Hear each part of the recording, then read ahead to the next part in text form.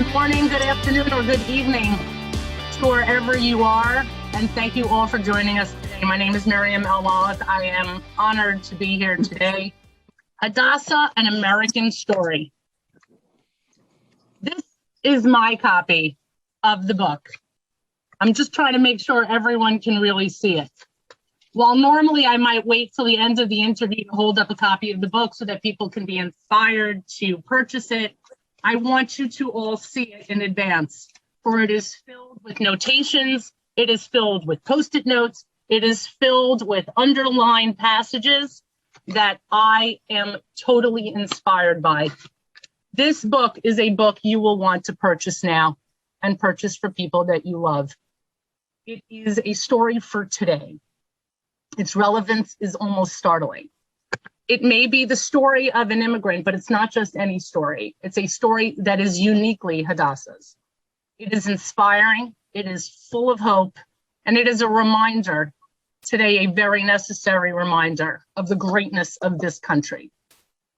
With that, good afternoon, Hadassah, and thank you for joining us. Thank you very much. I want to say thank you before we start to everyone. So let's start at the very beginning, because as one of my favorite lines goes, it is a very good place to start. Please tell me about Jewish life in Prague before you emigrated to the United States. Well, I was just a little baby. So all I know is right after the war, and I didn't know anything. And my parents decided to come to the United States to immigrate there. My father would have wanted to come to Israel. My mother was afraid to go to Israel, 48, 49, with the war going on, even though we have cousins who went and were given rifles as they got off the ships.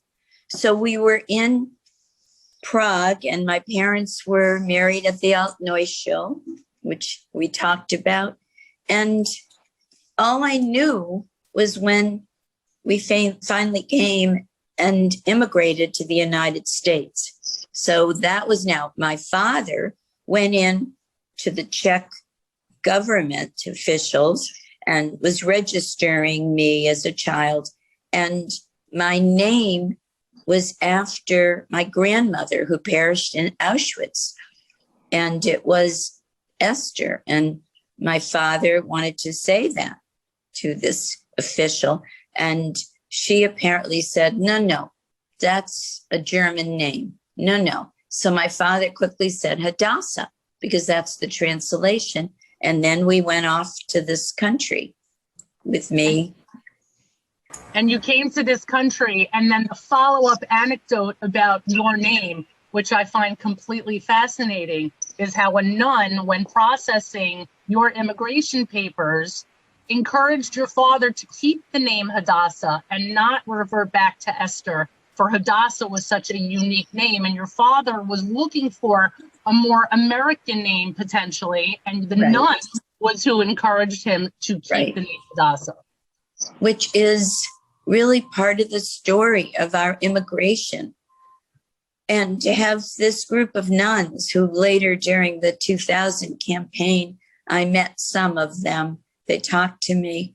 And, you know, that's the American story, to immigrate to this country and then to have a Catholic nun tell my father, no, keep it Hadassah. And that's our story. And we have to all be mindful of it all the time as good Americans.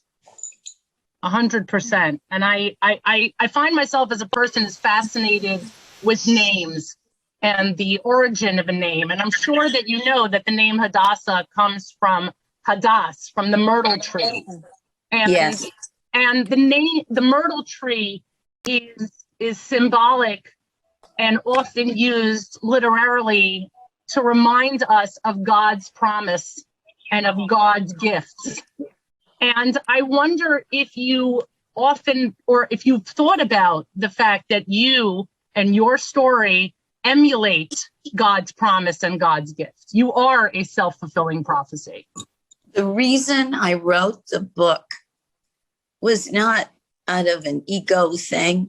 The reason I wrote the book is I emanated from, it came out of darkness. My mother, Auschwitz, Dachau, liberation. My father, coming out of slave labor camp.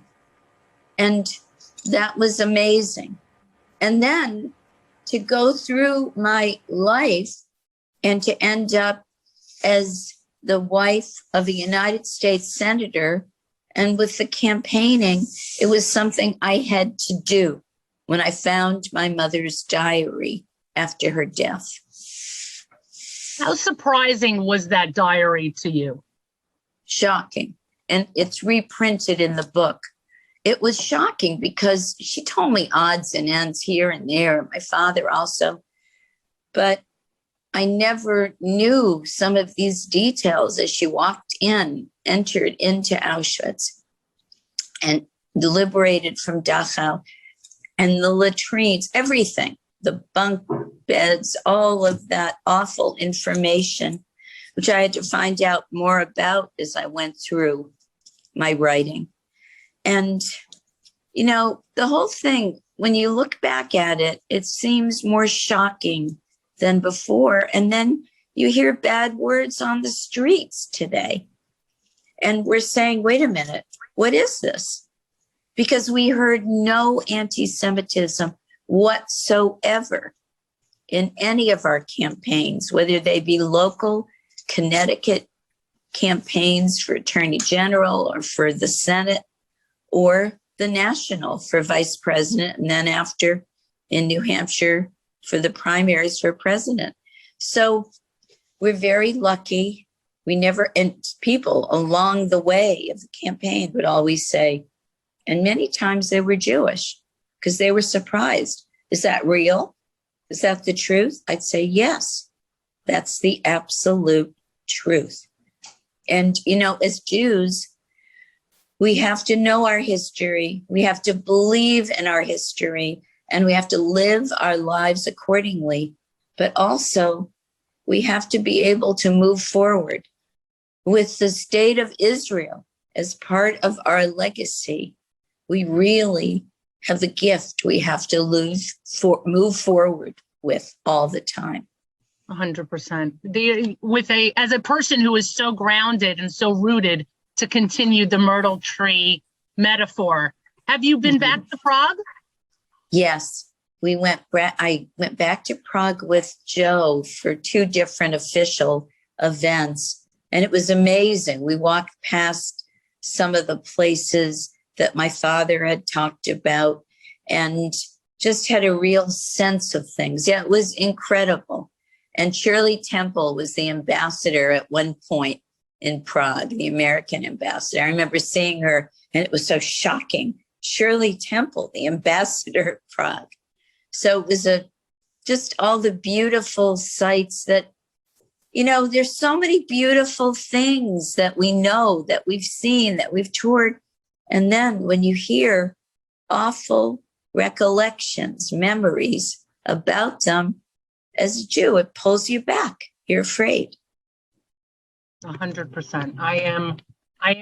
I'm curious if the visits that you took to Prague, were they while your parents were still with you? No, not at all. Much later. No. My parents would not have gone back. My father was afraid to go back ever. These were really later now I did go to Prague one summer before I went to Stern College for 2 years. It was on a Zionist program that I was part of. And we went to Prague, went to Israel. But then afterwards, I went on official trips with Joe, with, various leaders at that point in time. So I learned a lot from these meetings that gave me more to think about, the good and bad. Would your parents have encouraged you to go? No. When I went, not to steal the questions too early, but when I went to Auschwitz for 2000, I remember telling, before it was after 2000, And I was chosen by Bill Clinton's White House to go to Auschwitz.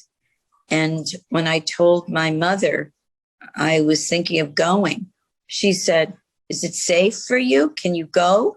She was shocked. And then I told her I had to go. I had to be there. And I went in with Elie Wiesel and others. It was amazing. Would they have encouraged you though to go back to Prague?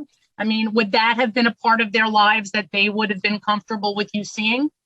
I think they would have felt it would have been an experience that I should see, places I should see. But they knew how much had changed after the war. So they didn't sit around dreaming about my going to any of those places. So it was one of those times that I recall, okay, this is something we're thinking about, but they're not pushing my buttons to leave and go. And Understood.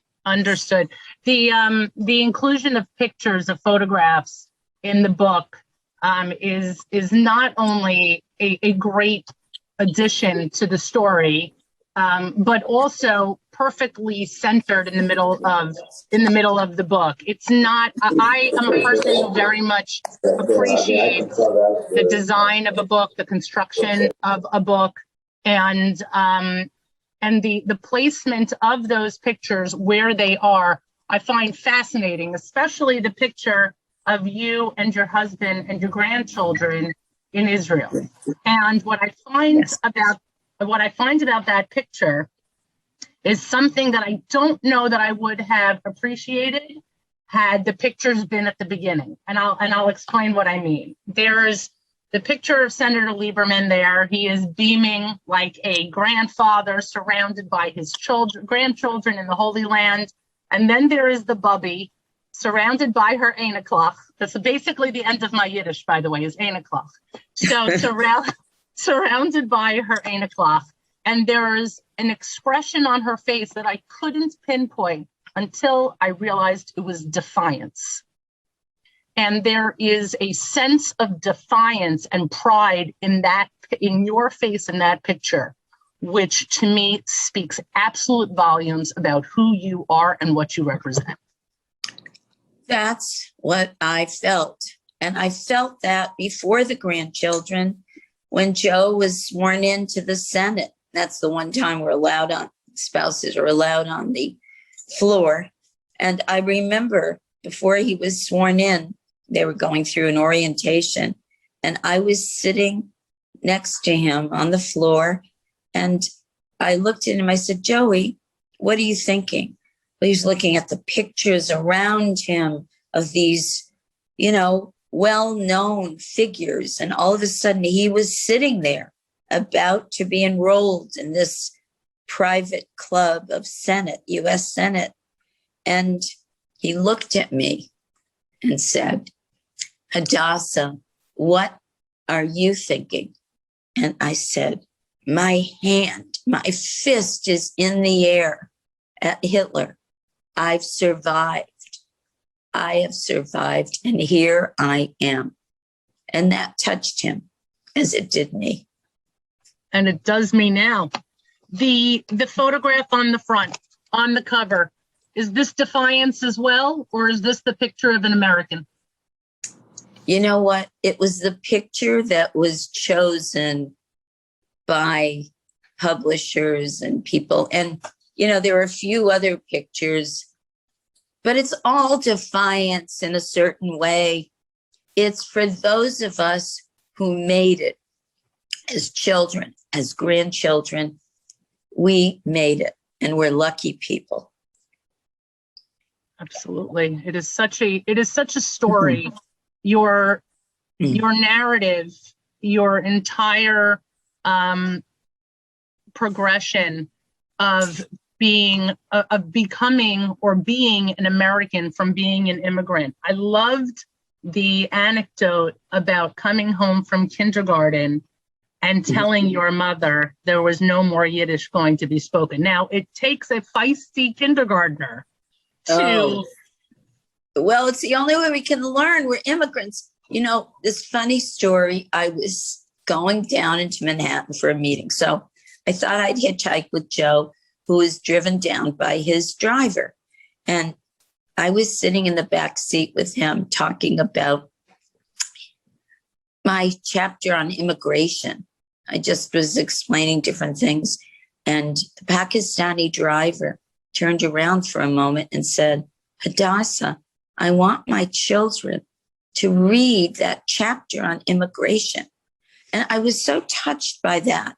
And I thought, you know, I really have to try to get my book to some immigrants, because we share the, you know, we don't have the same language. We don't have the same customs. We don't have the same foods. We're strangers in a strange land as immigrants until you bond. And I was so happy to be able to tell this story with love and light, because that's what I found as I went on. The light enters in and the light exits out to help others. And there's this moment of a line in this passage about just wanting to live as Americans. And I find that resonates for all of us right now. There is, I'd like to think that we're done using the term of unprecedented times. I would assume that everyone, if not almost everyone on this chat, is already vaccinated. And I thank God for that vaccine. And I thank God that we're at this point. But we are living in challenging times where there are plenty of people who feel that we are all Americans, but not to be Orwellian, but some are more American than others.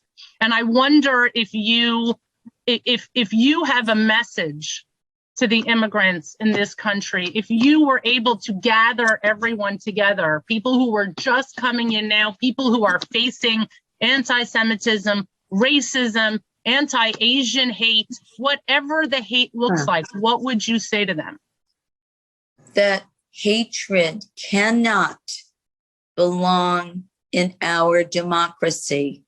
That I remember my mother telling me when I was older, not the baby, that she'll never forget coming into the shores of the United States and Emma Lazarus' statue. Give me your tired, your poor, your masses yearning to breathe free. And she was so touched by that. And we have to think as immigrants, and we have to teach them.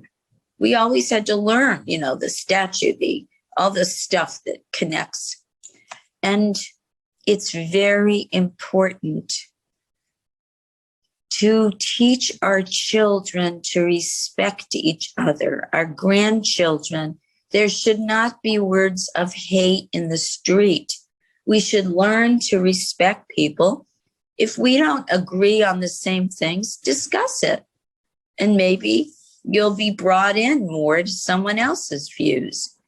But we always sat at the table. Look, sometimes I got angry at my daddy when he had an opinion that disagreed with my opinion. And I would say, okay, I'm going. I'm not going to stay for dinner. I went, and then they called me back.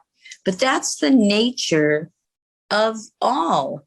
If you don't agree with people, they no longer sit and have a cup of coffee together. There's no such thing. That is totally taboo in this country. If we want to keep our democracy strong, we need to commit ourselves to being united as one country with different views and different immigrants coming to us with all the laws that we need and the care that needs to be taken, and simultaneously welcoming to ourselves, to our relatives, to our friends, and always thinking of tikkun olam, repairing the world, the Hebrew phrase that has made itself into a lot of magazine articles, books.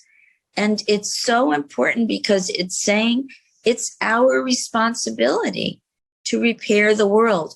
Now, obviously, that's gigantic two words. And who can repair the world? How many people does it take?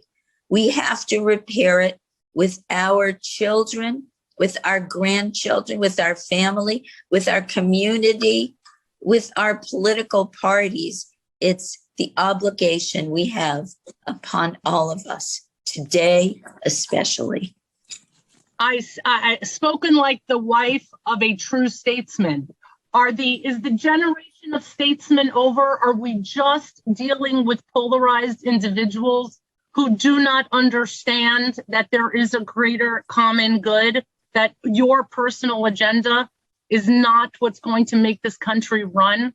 Where is the future of leadership in this country, do you feel?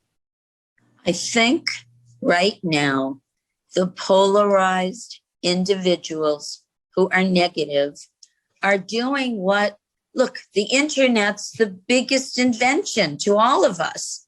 It's turned our lives upside down. Simultaneously, it allows polarized people to all of a sudden have their own little group underground that they're talking to. And all of a sudden, they may have words of hate that are shared with these other people. So part of it is we have a lot of people who are good, kind, true American individuals, and they need to be heard more. They need to speak more. And there are too many people who are fearful, some of them, and going along with voices that if you really talk to them privately, I'm not sure they share. But in sharing as if they are positive, they do the worst to this country, because these are loud leaders' voices. Leaders have to respect themselves and respect others. They are our teachers. We depend on them. And we can't be the minority. We have to be more of a group that comes together and is less frightened to speak. Wow. So true. We are afraid to speak. So many people are afraid to speak. It actually brings me to my next question about public service being a family business. I've joked a million times, as my husband is in a family business, that unless you've been in a family business, you do not know what it's like. But I can only imagine that is even more so true with a family that is dedicated to public life. So I wonder if you talk about that for a moment, both as the wife and the mother of a senator and a senator's children, but also somebody with her own professional life and all that encompasses. What does that look like? Everything that other people encounter, whether it's, kids, school, problems, divorce, remarriage, all these experiences that unfortunately are not rare. We're all coping and working. Most women, men work today. And of course, after this year, we've had a way, there's a lot of ups and downs, but they're real.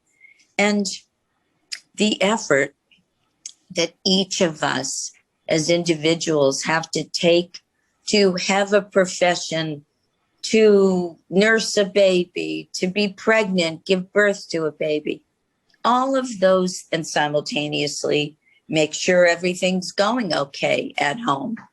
Because I remember through Joe's campaigns, it's not like he was going to prepare dinner, which he didn't do anyway, but, and these are the tasks that we all have to figure out and work very, very hard at to make sure that we do not neglect. And particularly if you've been divorced and remarried, you have new children, if you do, and their children, they're your children, whether you gave birth or you've taken them on as a family. And in that regard, that's why we never use the word step parent or a stepchild. We just dismiss that because you marry someone, you take on everything with them. They have children. And I understand that doesn't work for every relationship. But if they have children, they have to be your children. I would never have married anyone if I didn't know they totally accepted my son who came in with me at a young age, because that was my requirement of any remarriage. So it's the same problems all over the place. That's part of why I wrote the book too. I wanted to talk about the challenges that divorce and remarriage and bonding and all this stuff entails. Well, at some point, I'm sure that whether it was a waiting for Friday night for the senator to come back from a vote, or missing an event or a graduation or a recital or whatever it is, at one point did anybody, any of the kids look at you and say, can't daddy do something else? No, never. As a matter of fact, I think Connie is what we quoted all the kids. And it was interesting because those were real quotes, and you could see how they talked about problems and this and that and challenges and a divorce. We just, I didn't want to be the one who was talking. I wanted my kids to speak. And the reaction to that has been very interesting. People really appreciate that we've made them all part of the story. And there was Hani, our littlest, she was a baby. She said, my parents were at the functions at school. And she felt badly for some kids who looked out in the audience and there were no parents there. And thank God we made it. We made a point. There were times, Joe had to take a flight off to somebody. He did that first and then went. And on Shabbat, we had so many different things that happened. I'll never forget. It was a Friday night and I invited some people over, assuming Joey, there'd be no problem. It was a very, very hot night. And all of a sudden, I have these people coming over and Joe calls. He's not sure when he's going to be home. So what happened was he was voting, whatever. And there we're sitting down and the knock on the door, we're in the middle of the main course. And I said, oh my goodness, it's Joe. And the people at the table thought, oh, he, took a ride home. Well, he walked with the cops from, the Capitol, who several of them really wanted to go with Joe because they're Bible scholars in their churches. And so they were able to discuss different things of the Bible. And he walked in, he was just wet. He washed his hands, washed his face, and sat down. And I remember that. And it was such a moment because it wasn't anything we had to say. They saw what it was.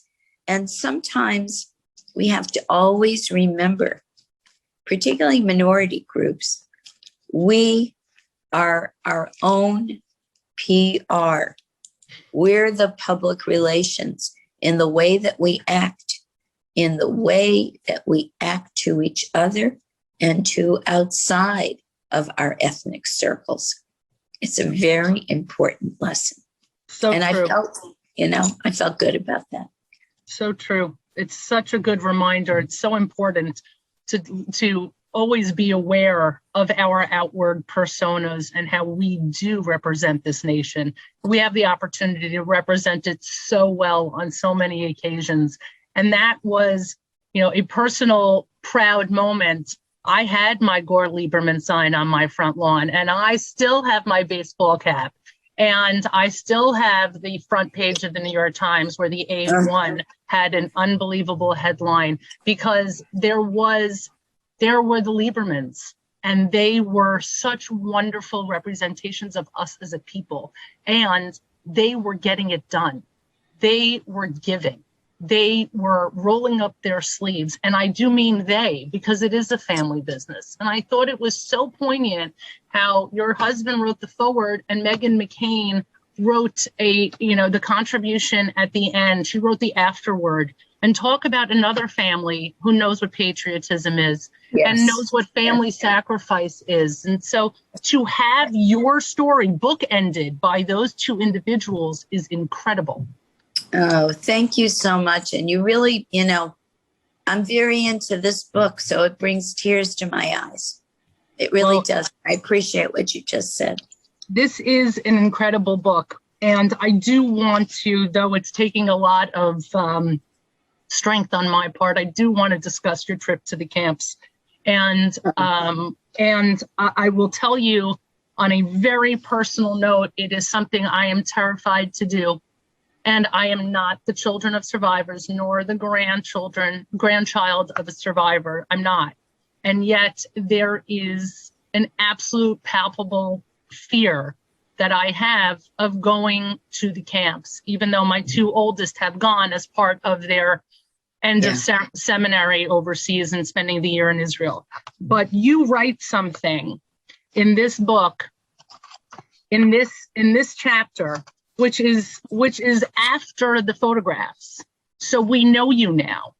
And so you write in chapter 7, it's called A Stone from Auschwitz. And there's one line, and trust me, there are a lot of unbelievable lines in this section, and I cannot imagine what it took for you to write this chapter. But you write, "Let me take you with me." And I literally felt like you were putting out your hand and saying to me, "Miriam, let's go. We have to do this. I am the child of survivors. You think this is painful? You think this is painful for you? I am the child of survivors. Let me take you with me." And I was so struck because at this point in the book, I really felt like I knew you. This book is so personal and it's so real that I said to myself, okay, I'll go with you. And I read the chapter and I was so taken by your experience, but also the clear responsibility you felt towards people like me to bring me with you on that journey. I was totally taken by that selflessness. Mary, you have to go yourself, but not alone. You have to go with a group that you want to be with. And even if it's not a group you would normally be with, they may themselves be survivors. They may be grandchildren of survivors. They just may be others who are going there. When you go there, you see Poles and different nationalities from all over the world coming to see something they haven't seen.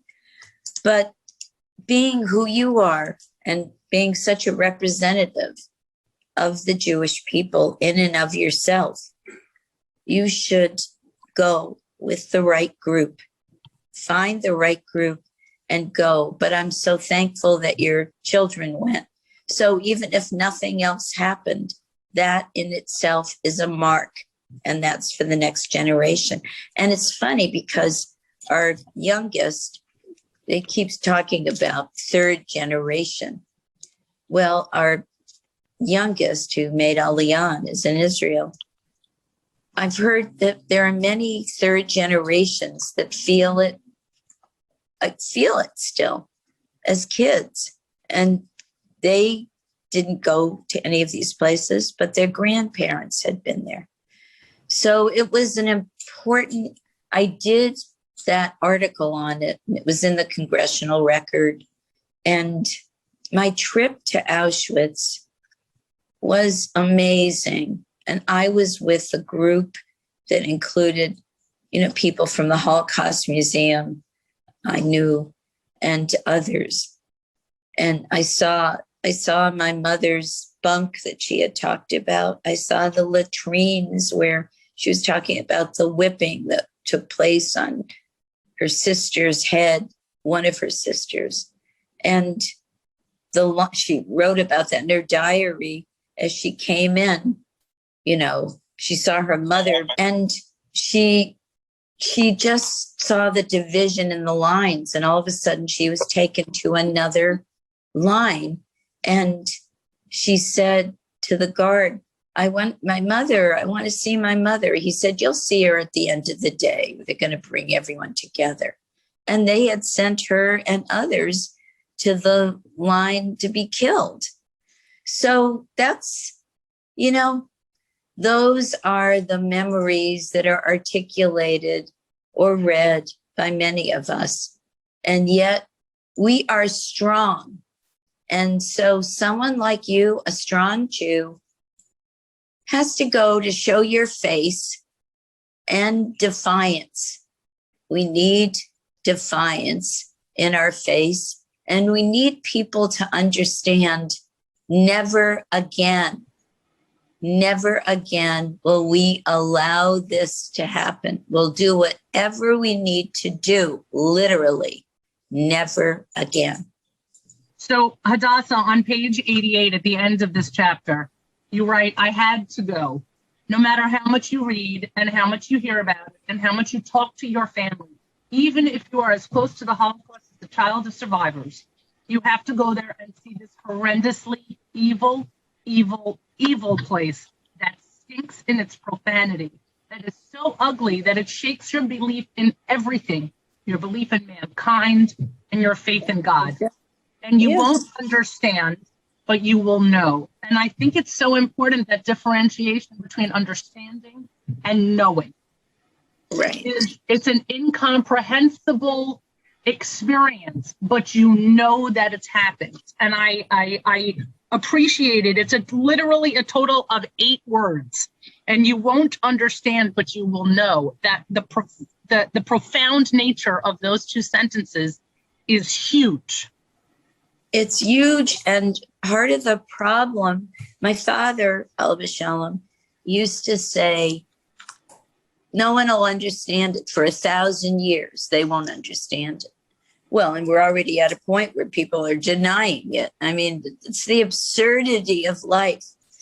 But we can hear the facts. We can see the pictures. It's so overwhelming. The more I learn, the less I understand. But I am proud of my people. I'm proud of one of my dear friends is an artist, Mindy Wiesel, made Aliyah in Israel. And I used to always envy her ability. She's a painter, and she could express some of her questions, some of all those difficulties you have to explain things in art, in colors and shapes, whereas the rest of us do the best we can. And so that's why I needed to write this book. And that's why I always say we're Sabbath observant and kosher, but it's our obligation as a traditional family, as traditional Jews, to open ourselves up, whether it's a seat at our table, Shabbat table, whether it's a meal at our house, to people who don't believe or who question, because our history forces some people to come to that conclusion, to come to that question, and no one has the answers. There's no answer. And we have to respect each other, even when there are no answers, or even when these were the answers we held on to. Wow. All I can say is wow. I've already been too greedy with time. I've asked more questions than I've sort of been allotted and sort of been asked to use. I'm going to turn to Gail in 1 second. I want to thank you for this book. I want to thank you for sharing yourself with everyone, both on this Zoom and in writing. And I very much do believe that copies need to belong in every home. I don't mean just Jewish home. I don't mean just home of immigrants. We all come from somewhere in this country. But every single person who hails themselves as an American, whatever generation you are, needs to own a copy of this book. And I thank you for your time. Gail. Thank you, Miriam. Much appreciated. Thank you.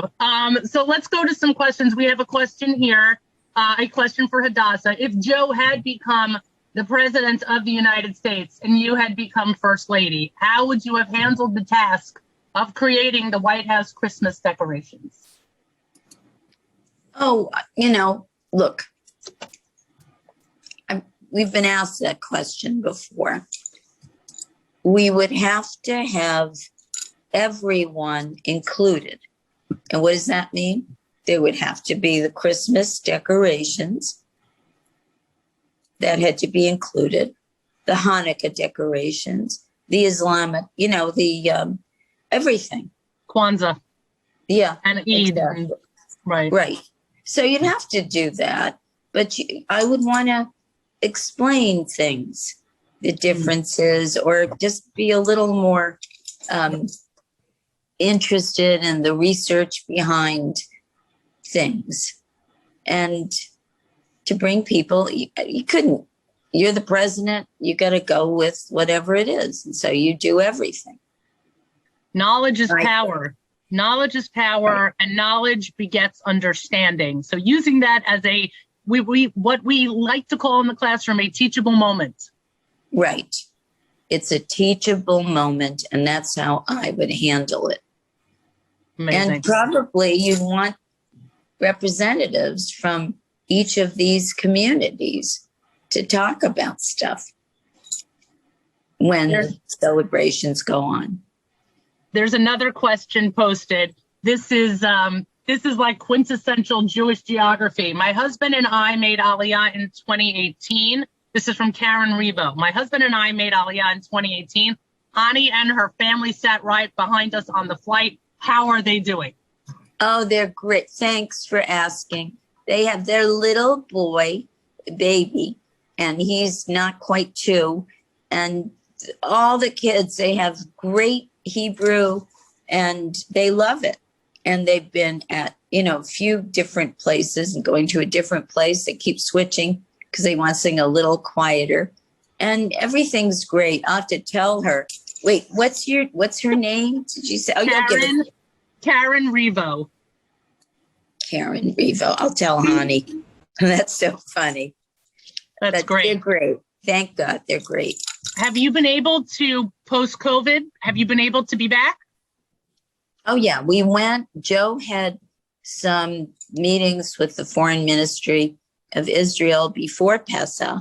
So I went with them and we stayed through Pesach, which was really wonderful. And we hope we'll be back in the fall. Joe has a book, his Shabbat book, which was just translated into Hebrew. Wow. So, we thought that'll be interesting. That should be very interesting. Yes. A follow-up question on my own. After completing the book, which I have to imagine, I've never written a book, though other authors have likened it to childbirth. And so is that a good assessment? Well, it's, I wouldn't say the pain is childbirth, but I wouldn't say it's likened to childbirth. What happens is you have to really give up on your ego for a while because there are rejections from some people and the publish it goes on and on and on. You have to have an ego that can withstand all the barrels of confusion, of disagreement. It's just hard. And plus, people, the publishing business is going toward getting books that can mega publish. Otherwise, it's not worth it for them. So, it's a hard process. I was blessed with Brandeis University and really felt a connection with them because after all, they were the university when we Jews were not getting into all the universities. So I thought my book would be great in their context. I completely agree. I'm a big fan of Brandeis, and certainly I love everything about Massachusetts. You being a New Englander, I can speak to that. I take drives to New Haven just to clear my head. There's nothing like it, in my opinion. There's nothing like it. And we were there for years for a while when Joe was the Attorney General. Yeah, so it's a nice place. Absolutely. I know we have like a minute left. I Okay. don't want to, I feel it's appropriate to conclude with the memorial page. Oh. And yes. It is not to be overlooked. While most people and many people just quickly flip to get to the page that they're looking for, this page is an absolute testament to everything that you speak about. And I wonder for a second, number one, how many of these names have been passed down? How many of these names have been named for? And also, how hard was it for you to amass this list? Well, I had a list from other occasions that were needed, my dad's memorial book. And so I knew, and there's a man who lives in Riverdale, who's Davis, his name was Davidovich. And so Rachel Viter Davidovich, so some of the names have repeated themselves. So it was, look, there are so many other names I could have included, but then you have to just watch how far you go. And many of those names for children, for cousins. And we're just hoping in the future we don't have so many to record except from natural death. And I did it. I'm glad it's here. And that's why saying American Story was an important ending up. Because the truth is, thank God, it was a lighted American story. Amen. My continued thanks to you for your story and for your time today. My thanks to everyone at Bar-Ilan. I wish everyone a wonderful day, and may we continue to be mitakein the olam. Thank you. Thank you all.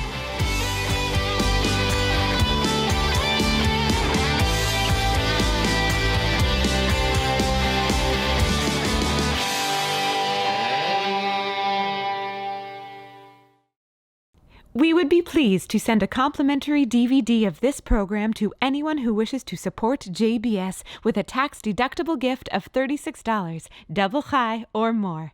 Simply visit the JBS website at jbstv.org and click on the donate button to make a donation by PayPal or your credit card.